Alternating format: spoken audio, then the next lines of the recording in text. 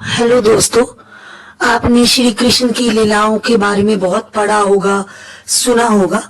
आज मैं उसी से संबंधित एक कहानी आपके पास लेके आई हूँ कि कैसे उन्होंने अपनी पत्नी सत्यभामा के साथ साथ सुदर्शन चक्र और गुरु जी का भी घमंड चकनाचूर कर दिया। द्वारकाधीश श्री कृष्ण की रानी सत्यभामा को एक बार अपनी सुंदरता पर घमंड हो गया। कृष्ण ने एक युक्ति से अपनी पत्नी सत्यभामा के साथ साथ गरुड़ और सुदर्शन चक्र का अभिमान भी चकनाचूर कर दिया। द्वापर युग में श्री कृष्ण ने भगवान विष्णु के अवतार के रूप में धरती पर जन्म लिया था, ये आप सब जानते हो। कृष्ण ने अपने मानव जीवन में कई लोगों का घमंड चकनाचूर किया था, इससे उनकी पत्नी भी वंचित नहीं है। पौराणिक कथाओं में श्री कृष्ण की 8 पत्नियों का जिक्र है, उनमें से ही एक थी सत्यभामा। सत्यभामा को एक बार अपने सुंदरता पर बहुत घमंड हो गया और श्री कृष्ण ने बड़ी चतुराई से रानी का घमंड चकनाचूर कर दिया। तो सुनते हैं इसके बारे में कहानी। एक बार श्री कृष्ण द्वारका नगरी में अपने महल के अंदर सिंहासन पर बैठे थे। तभी उनकी रानी सत्यभामा आई और कृष्ण से कहा, आपने त्रेता युग में श्री राम का अवतार लिया था।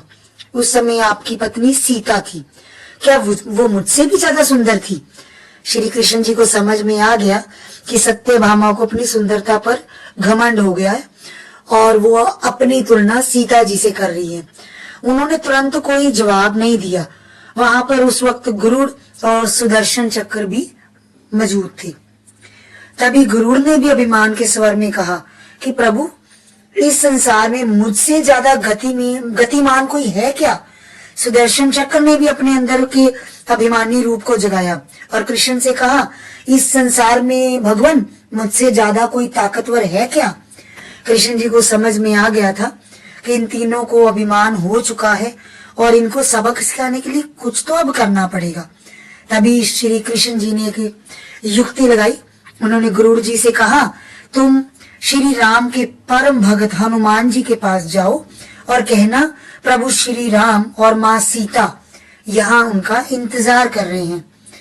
श्री कृष्ण की आज्ञा पाते ही फौरन गरुड़ हनुमान जी को लेने गए। तभी कृष्ण ने अपनी रानी सत्यभामा से कहा कि वो सीता की तरह तैयार हो जाए। इसके बाद कृष्ण ने राम का रूप धारण कर लिया। सत्यभामा और कृष्ण सीता और राम बनकर दरबार में बैठ गए।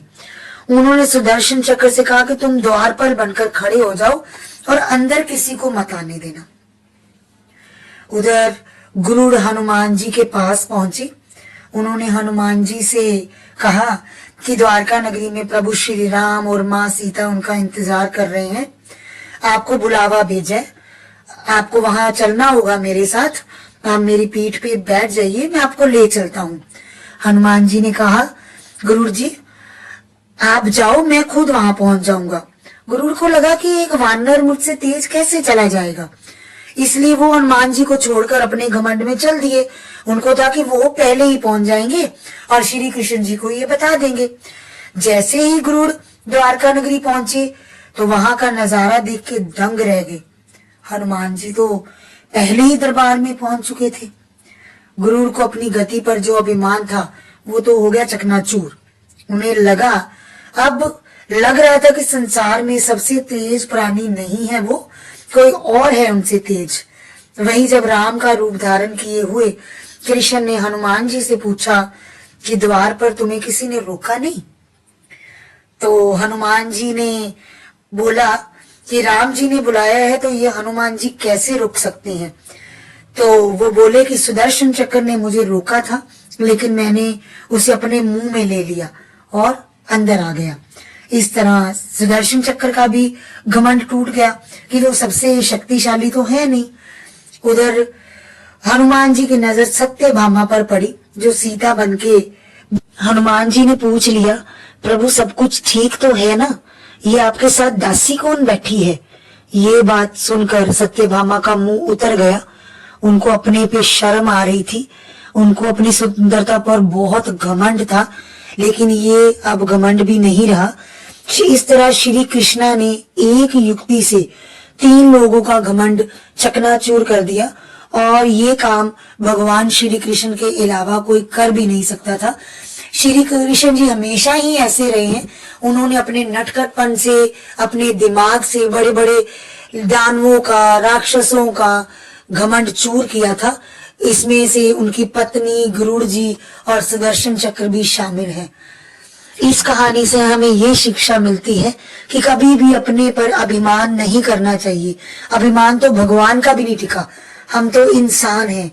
अपना काम ईमानदारी से करना चाहिए और दूसरों की हमेशा मदद करनी चाहिए।